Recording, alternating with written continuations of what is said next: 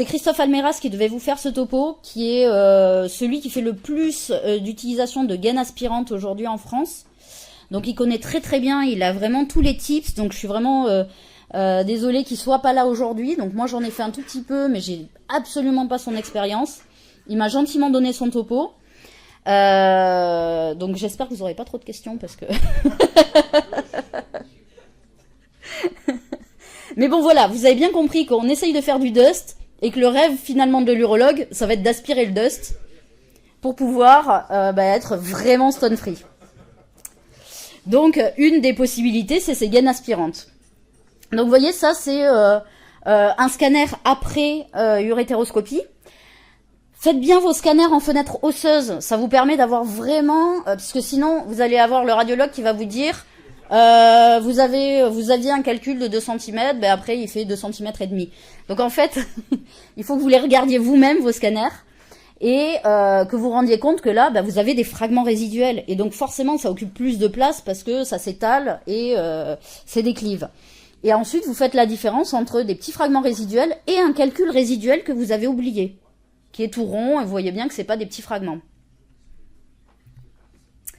Donc, de quoi on a peur quand on utilise quand on fait de l'urétéroscopie? On a peur de l'irritation urétérale, de la plaie urétérale, on a peur de laisser des fragments résiduels, on a peur des complications thermiques, vous l'avez compris, on a peur des complications liées à la pression intrarénale, et on a surtout peur de l'infection. Donc, qu'est-ce qui va nous permettre de gérer tous ces risques? Eh bien, la miniaturisation pour les plaies urétérales, d'avoir un bon mouvement, d'avoir une bonne vision pour essayer de vraiment bien traiter l'ensemble des calculs, éventuellement l'aspiration pour être vraiment sans fragments résiduels, la source d'énergie qu'il va falloir contrôler et connaître pour éviter les complications thermiques, et puis peut-être du monitorage pour la pression dans le rein, peut-être la durée opératoire, sûrement la durée opératoire pour éviter tout ce qui est complications, parce que plus vous allez faire un geste long, plus vous risquez des complications thermiques liées à la pression, etc. Et vous voyez que l'aspiration, finalement, résout pas mal de problèmes, parce que chacun des autres problèmes résout un des risques, et l'aspiration, ça nous permet quand même, a priori, de gérer pas mal des problèmes. Donc en fait, c'est un peu un rêve d'avoir un petit Dyson qui aspire l'intérieur des reins. Le problème du Dyson, là, c'est qu'il faut que, pour être aspiré, il faut faire vraiment de la poudre. Donc des particules de moins de 250 microns, si vous voulez aspirer directement avec un urétéroscope, notamment. Et le problème, c'est que du coup, ce qu'on rêve, c'est d'avoir ça, d'avoir que du grain tout fin. Mais dans la réalité, on a plutôt des petits morceaux au milieu des grains, voire des gros morceaux. On n'a pas réussi à faire plus fin. Et ça bouche notre aspirateur. Donc c'est pas bon. L'intérêt de la gaine, c'est que c'est pas vraiment dans l'urétéroscope, c'est autour. Donc peut-être que ça permet d'aspirer des choses plus grosses. Alors il y a 2 types de gaines. Ça, c'était l'ancienne, qui était rigide. Donc c'est pas de celle-là dont on va parler. C'est les nouveaux modèles de gaines qui vont suivre la courbure et qui vont pouvoir vraiment permettre de suivre l'urétéroscope. Qu'est-ce qu'il m'a mis? Ouais. Plus. Donc déjà, ça va permettre d'avoir une meilleure vision. Là, vous avez une urétéroscopie sans gaine aspirative. Et là, vous avez l'urétéroscopie avec la gaine. Comme ça vous aspire en même temps du sable, eh ben, vous avez une meilleure vision du calcul et donc vous êtes sûr de mieux traiter le calcul. Vous voyez là, c'est un calcul que Christophe a traité tout récemment, qui faisait 4 cm. Il l'a traité en double abord, donc mini percutané plus urétéroscopie avec des gaines aspirantes des deux côtés, parce qu'en plus c'est un calcul infectieux, vous voyez qu'il est hétérogène, donc il devait être un peu en type de chewing-gum. Et en 71 minutes, il était sans fragment. Donc voilà, ça a quand même l'air très intéressant. Alors il nous a fait des petites vidéos de vacances. Il explique que dans la nature, la poudre, elle va toujours se mettre au-dessus. Donc finalement, si vous avez de la poudre, vous voyez pas en dessous s'il vous reste des morceaux. Et puis aussi, la poudre, elle a tendance à s'amalgamer. Et donc, ça fait comme de l'argile, comme du plâtre. Donc, si vous diminuez la diurèse avec du sable, eh ben, ça se solidifie, en fait. Et on se retrouve sur les premiers traitements laser où on essayait de faire avec du TFL, hein, donc du coup sans aspiration, sans rien, avec un ensablement de l'urtère. Donc comme le Steinstrass, donc comme l'empierrement de l'urtère, mais avec du sable qui s'est solidifié. Ça fait vraiment plâtre. C'est-à-dire que s'il n'y a pas de diurèse, ce sable, il va boucher les gigis. Donc en 24 heures, 48 heures, vous pouvez avoir des gigis complètement bouchés, juste parce qu'il y a énormément de sable dans le rein. Et pareil pour l'urtère, et ça c'est l'enfer à traiter, parce que le laser marche pas bien dessus. Donc, on est très content de pouvoir aspirer le sable qu'on fait. Et donc on peut aspirer, donc là-bas c'est le chewing-gum là, que vous avez de temps en temps quand vous avez de l'infection dans le rein. Et ça marche très bien, la gaine aspirante dessus. Donc je sais pas si vous avez déjà essayé des gaines aspirantes. Qui en a essayé ? Alors, franchement, premier essai, ben en fait, il n'y a pas du tout l'effet waouh attendu. Hein, dit, bon, bah, voilà quoi, la gaine aspirante.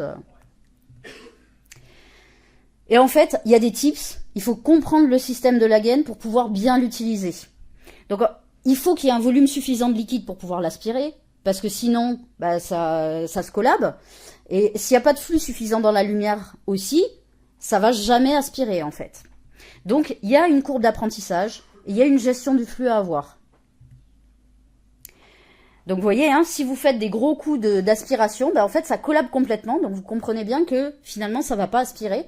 Et donc, si vous avez un calcul qui était rentré dans votre gaine et que vous aspirez à fond, ça va collaber. Les calculs avec le flux de l'urétéroscope vont remonter.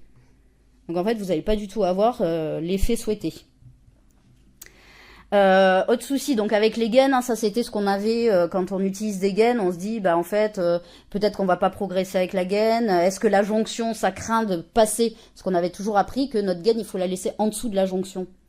Est-ce qu'il faut utiliser un guide de sécurité, est-ce qu'on va perdre la déflexion en utilisant ces gaines hein, qui vont être par-dessus notre urétéroscope, est-ce qu'on va perdre le torque, est-ce que c'est complexe à utiliser? Finalement pas tant que ça, mais il faut connaître les trucs. Donc faut pas hésiter, Christophe il fait des workshops, hein. Faut pas hésiter à aller le voir si vous voulez utiliser des gaines aspirantes parce que y a vraiment plein de petits tips. La jonction, une fois qu'on l'a passé, on le passe avec un urétéroscope. La jonction c'est pas un rétrécissement en fait. Donc si on évite de faire des allers-retours, ça passe, il n'y a pas de souci. À partir du moment où on a passé la jonction, en plus on va rester dedans, il n'y a pas de souci. Sinon, c'est qu'il y a un syndrome de la jonction, c'est différent. C'est une vraie sténose, c'est différent. Le guide de sécurité, une fois qu'on est dans le rein, c'est pas obligatoire. C'est-à-dire que si vous travaillez dans l'urtère, il faut absolument un guide de sécurité. Si vous restez dans votre rein, vous pouvez vous permettre de ne pas mettre de guide. Par contre, dès que vous descendez, si jamais vous descendez, il faut mettre un guide de sécurité. Mais tant que vous êtes dans le rein, et en fait, ça permet d'éviter cette ligne que vous pouvez avoir qui abîme l'urtère. Et on a beaucoup moins besoin de ce guide de sécurité quand on utilise une gaine aspirante qui reste tout à fait complètement dans le rein pendant toute la durée du geste, que quand on utilise une gaine standard qui va être en dessous de la jonction et qui, au fur et à mesure du geste, risque de descendre. Et donc là, si vous n'avez pas de guide de sécurité quand vous utilisez une gaine standard, vous avez des risques. Donc, on n'est plus sur la même pratique que quand on faisait de l'urétéroscopie standard avec une gaine standard où on dit il faut un guide de sécurité. Là, tant que vous restez dans le rein, on est bon. C'est la gaine qui fait sécurité en fait. Pour la déflexion, je vais vous montrer. Alors, hop. Depuis 2023 sont apparues en urétéroscopie des gaines d'introduction aspirantes à extrémité C'est Christophe, mobile et souple. Ces gaines sont vendues avec une donc là, vous avez le matériel, hein, donc vous avez cette tubulure qui va se brancher sur le bocal de récupération et vous avez une tubulure d'aspi qu'on va brancher directement, donc nous on le branche au Neptune qui a un système d'aspiration, sinon vous pouvez le brancher à l'aspi du mur, mais le problème c'est qu'on peut moins contrôler l'aspiration en fait. Donc c'est bien d'être sur le Neptune. Et quand on est sur le Neptune, moi je le branche sur le petit réservoir de 4 litres. Bien sûr, vous avez le gros réservoir de 24 et le petit de 4, ce qui vous permet de contrôler uniquement la gaine. Donc vous montez votre gaine comme vous le faites d'habitude pour une urétéroscopie. Permet en fait de s'en passer. Ensuite, vous avez un petit joint que vous mettez. Donc ça, c'est une grosse différence par rapport aux gaines standards aussi. Hein. C'est que là, si vous contrôlez pas votre débit et votre irrigation et votre aspiration, bah, ça va mettre une hyper pression dans le rein. Parce qu'il n'y a pas du tout de retour de liquide à cause du joint. Donc il faut absolument que votre gaine aspirante aspire.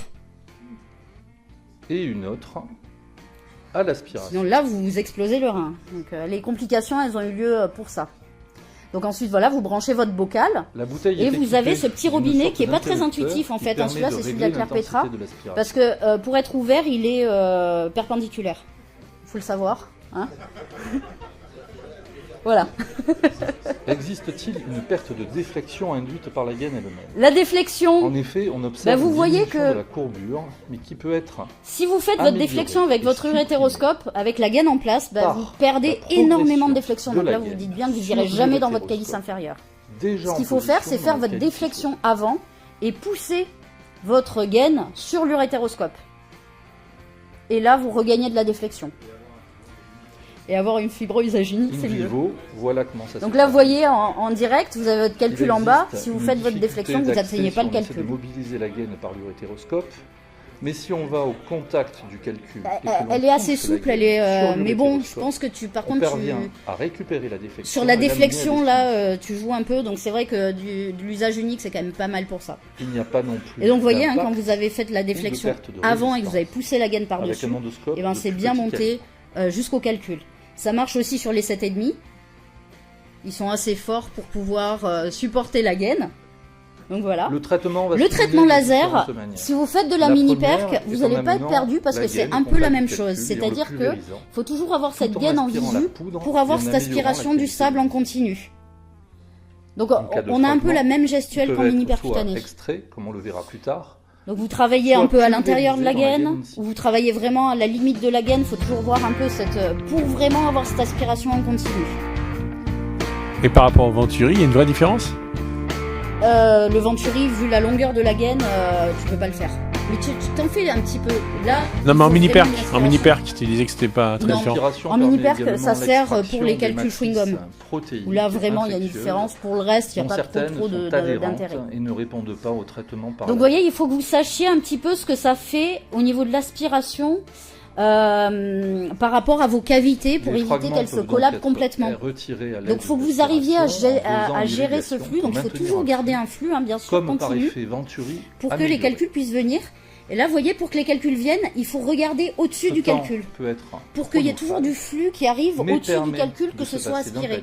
Parce que si vous êtes vraiment juste sur le calcul, eh ben ça risque de collaber, puis le flux en fait va pousser le calcul au lieu de l'aspirer. Donc il faut toujours regarder un peu au-dessus du calcul. Pour que vraiment le liquide passe. Et vous n'avez pas besoin de sortir complètement l'urétéroscope du joint. Vous avez le raccord là qui va sur l'aspiration juste avant. Voilà. Donc ça on a vu. On tient pas l'aspiration. On tient le bout de la gaine, on tient l'urétéroscope. L'urétéroscope, ce que je vous ai montré les jeunes hier, c'est-à-dire qu'on fait notre rotation avec le poignet et après on tient le bout de l'urétéroscope avec le doigt pour faire de la micro-rotation supplémentaire. La gaine au contact, je vous ai dit. Et puis, on peut la retirer un tout petit peu pour pouvoir avoir un petit peu plus de torque et un peu plus de déflexion pour éventuellement la repousser après. L'aspiration, vous la laissez toujours libre. En fait, vous avez un petit trou là, comme dans les aspis de bloc. Donc, si vous bouchez, ça vous fait une aspi plus forte. Donc, en fait, pendant votre traitement, vous la laissez libre et vous bouchez pas le trou. Vous pouvez faire du boost comme ça, mais il faut faire du boost vraiment de façon très limitée. Et c'est vraiment pour essayer d'aspirer, de ramener un petit calcul sur la gaine. Et après, vous arrêtez. Parce que sinon, ça va complètement collaber vos cavités. Ça ne marchera pas. Donc ça, je vous ai montré, ça collabe les cavités. Et donc, le calcul repart. C'est qu'en fait, Vous n'avez plus de flux d'aspiration parce que les cavités sont collabées. Vous avez toujours votre flux de liquide qui fait partir votre calcul.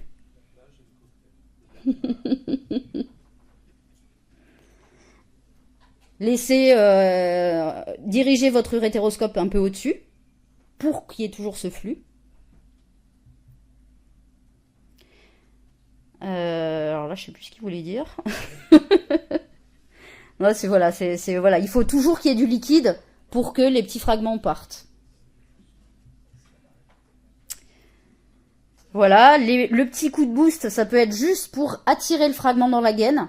Et puis, vous essayez après de rebasculer la gaine droite pour avoir plus d'espace, pour avoir justement du flux. Et il faut qu'il y ait du liquide à aspirer en fait, hein, sinon ça collabe. Donc il faut toujours qu'il y ait un espace avec du liquide à aspirer. Donc les études montrent une vraie amélioration du sang fragment, de sang fragment immédiat, de sang fragment à 3 mois, et de sang fragment de moins de 2 mm, parce que la première définition du sang fragment c'était moins de 4 mm. Le TFL, on a une petite supériorité parce qu'on arrive vraiment à faire du plus fin, donc en fait ça s'écoule en continu. C'est plus simple que d'aller faire des allers-retours. Vous voyez, c'est un peu long quand même de faire des allers-retours de fragments. Ça diminue la durée opératoire, ça diminue la durée de laser, ça diminue le nombre de réinterventions, ça diminue les complications, on fait moins d'allers-retours sur l'urtère. Donc pour l'instant, il y a moins de sténose. Bon, après tout ça, c'est des études un peu... c'est le début des études, hein, donc il y aura probablement derrière des choses qui risquent de ressortir. Ça diminue bien sûr la pression intrarénale. Et il faut... donc ça c'est plusieurs études, hein. Il y a même du randomisé contrôlé, il y a de l'étude comparative rétrospective, ça dit toujours à peu près la même chose. Autre chose qu'il faut vérifier, c'est le diamètre de l'urétéroscope par rapport au diamètre de la gaine. En fait, pour que ça marche, il faut au moins un 0,75 d'écart. Donc en fait, si vous utilisez un urétéroscope de 9,5 avec une gaine 10, 12, ça ne va pas marcher. Donc il faut au moins un 7,5 avec la gaine 10-12, et il vaut mieux une gaine un tout petit peu plus grosse. Donc on vous conseille plutôt d'utiliser du 11-13 que du 10-12 pour qu'il y ait un vrai phénomène d'aspiration qui se fasse. Mais ce ratio, il est hyper important. Si vous n'avez pas d'espace pour faire fonctionner la gaine, ça ne marchera pas.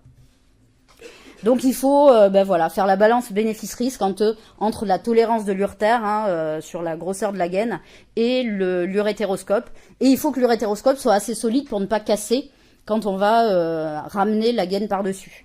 Donc les tout petits urétéroscopes, peut-être que ça marchera pas non plus. Donc il faut trouver le bon ratio.